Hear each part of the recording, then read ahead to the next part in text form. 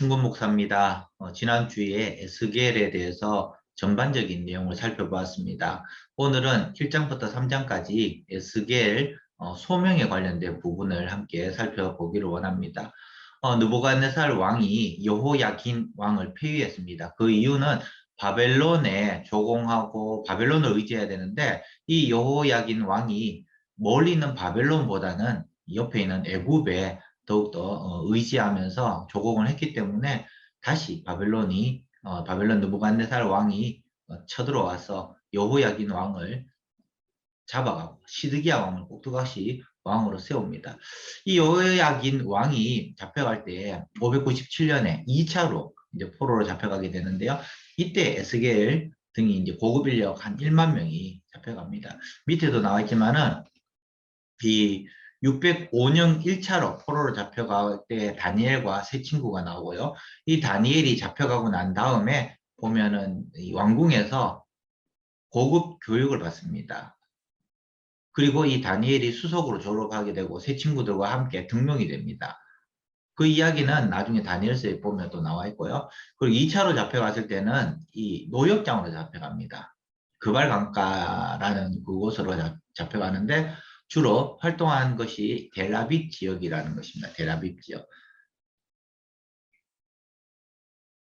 다음 장으로 넘어가면은 이 언제 제30년 넷째 달 5일 에스겔이 잡혀갔을 때는 제25년에 잡혀갔다고 기록되어 있습니다. 그리고 5년 후에 제30년 넷째 달 5일에 드디어 하나님께서 에스겔의 소명을 주시는 장이 나와 있는데요. 예레미야보다도 한 20년 뒤에 에스겔이 활동을 합니다. 근데 두 분 다 예루살렘 멸망을 선포를 합니다. 예레미야는 유다에서 선포를 하고 에스겔은 바벨론에서 선포를 하는데 이 많은 사람들이 예레미야도 이 바벨론으로 가자고 유혹을 합니다. 그런데 이 예레미야는 가지 않고 유다에 남아 있습니다. 결국에는 이 측근들이 이 예레미야를 애굽으로 같이 갑니다. 그래서 애굽에서 죽는다는 내용이 있는데요. 에스겔은 바벨론으로 잡혀갔습니다. 그래서 바벨론에서 예루살렘 멸망을 선포를 했는데 그 당시에 많은 이스라엘 사람들이 한 2년, 3년 후면 다시 회복될 것이다 라는 이 사람들의 이야기들을 듣고 거짓 선지자들의 이야기를 듣고 거기에 희망을 겁니다. 그런데 이 에스겔이 아니다. 이 예레미야의 편지를 보면서 70년 후에 돌아올 것이다 라고 선포를 하고 있는 겁니다. 그러니까 이 이스라엘 사람들이 에스겔을 얼마나 믿게 보겠습니까? 1장에 보면은 제30년 넷째 달 5일에 그발 강가에 있었다라고 그렇게 기록을 하고 있고요. 모든 것이 끝이라고 했을 때 예루살렘만 계시다라고 생각했던 이 하나님, 여호와 하나님이 이제 바벨론에 있는 에스겔에게 환상으로 나오셨다라는 것을 보면서 고대 이스라엘 백성들의 생각은 하나님은 이스라엘 땅 예루살렘 성전에만 계시는 줄 알았습니다. 그런데 오늘 에스겔에게 나타나신 그 하나님을 보면서 하나님은 어디든지 계신 분이다라고 말씀을 하고 있는 것입니다. 포로 생활로 있었지만은 성전에서 멀리 떨어져 있었는데도 불구하고 하나님께서 이 먼 바벨론까지도 찾아오셨다라는 것입니다. 이 이스라엘 땅에만 계신다라는 그들의 이 사고방식을 깨뜨려서 어디서든 다 계신다라는 것을 알려주고 있는 것입니다. 절망적일 필요가 없다라는 것이죠. 하나님이 안 계신다라고 생각할 때에 절망적입니다. 그런데 하나님은 어디든지 계신다라고 생각할 때에 우리는 힘이 생긴다라는 것입니다. 이사야서 55장 6절 말씀에 너희는 여호와를 만날 만한 때에 찾으라. 가까이 계실 때 그를 부르라. 그렇게 말씀을 하십니다. 언제나 나와 함께 하시는 힘들고 어려울 때에 하나님을 찾으면 하나님께서 반드시 나와 함께 하실 것이다. 이것을 약속해 주고 있는 것입니다. 그리고 1장 15절부터 28절까지 보면 이 바퀴와 보좌의 비유가 나옵니다. 바퀴와 보좌의 비유. 이것은 어떤 것이냐면 강력한 힘이라는 것입니다. 그 당시에 뭐 표현할 수 없는 강력한 힘을 가진 이 누군가가 이야기를 하는 것인데 그 강력한 힘을 가진 생명체가 바로 하나님이라는 겁니다. 이 강력한 힘을 가진 분이 나타나셨다. 그리고 이분은 어떤 분이냐? 네 바퀴를 가지고 있으면서 무소부재하십니다. 어디든지 다 가시는 분이다. 그렇게 말씀을 하고 있습니다. 어디로 가실 수 있고 내가 여기 계시기 때문에 여기까지 오실 수 있는 그런 분이라는 겁니다. 몸을 돌이키지 않고 신속하게 움직일 수 있는 그런 분을 말씀을 하고 있는 것입니다. 그런 하나님께서 나에게 말씀을 하셨는데 에스겔서 2장 1절에서 10절 말씀을 보면 듣든지 듣지 않든지 5절 말씀에 보면 그들은 반역한 백성들이다. 그들이 너의 말을 듣든지 안 듣든지 그들 가운데 예언자가 있다는 사실을 알게 해라. 그렇게 말씀을 하고 있습니다. 듣든지 안 듣든지 백성들의 눈치를 보지 말고 하나님의 말씀을 전파하라고 그렇게 말씀하고 있습니다. 에스겔 3장 11절에도 가서 듣든지 안 듣든지 그들에게 알리라고 그렇게 말씀을 하고 있습니다.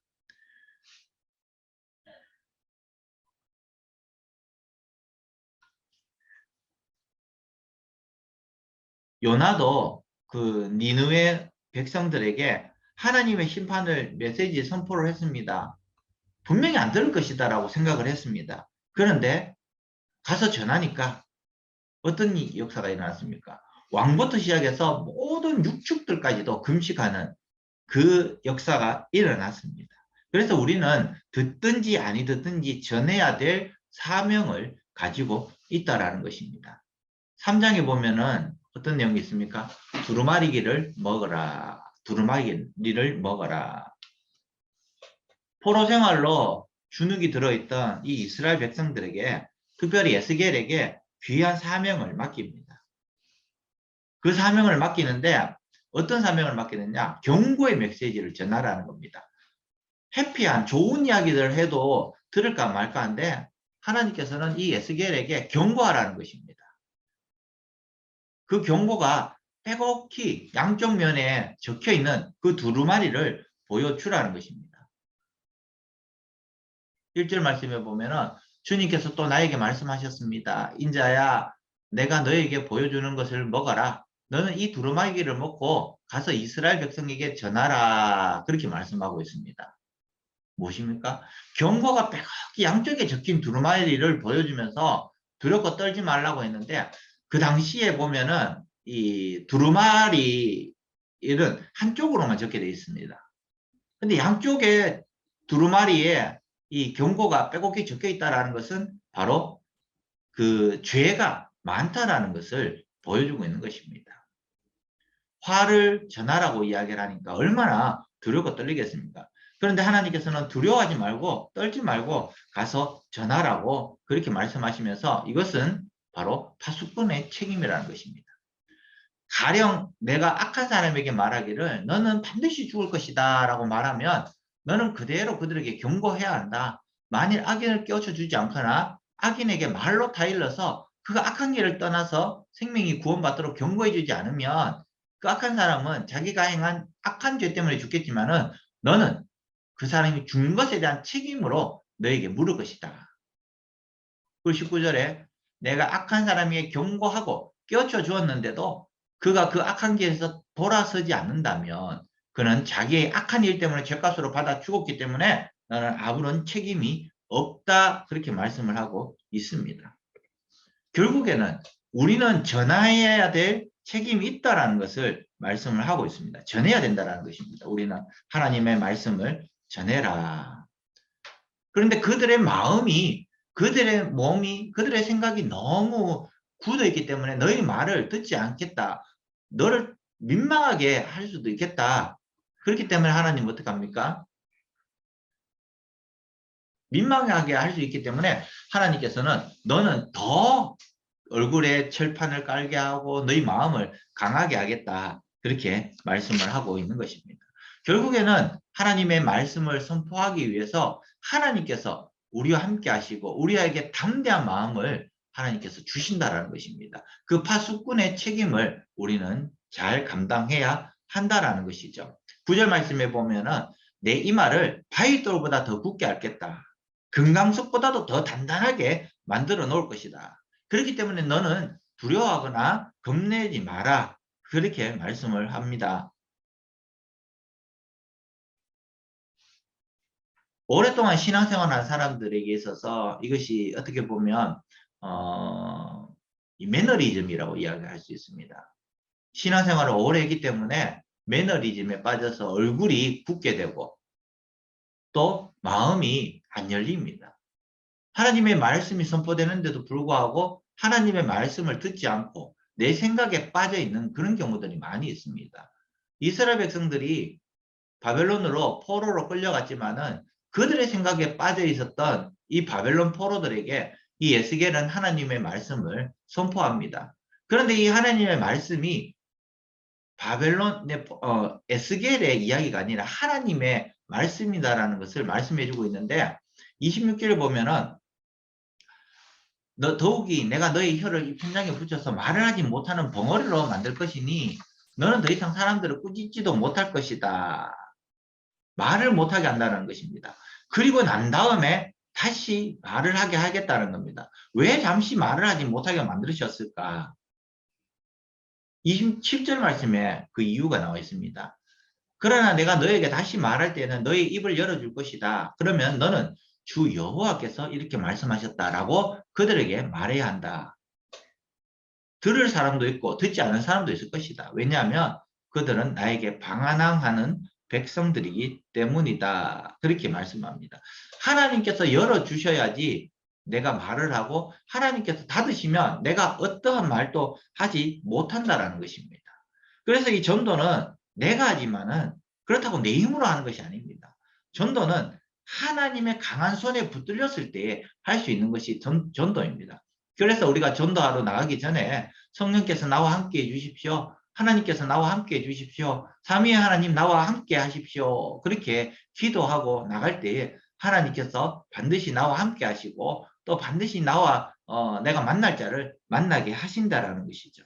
성령 충만하여서 결국에는 담대하게 복음을 전할 수 있다라는 것입니다. 이 제사장이었던 이 에스겔 하나님은 선지자로 부르셨습니다.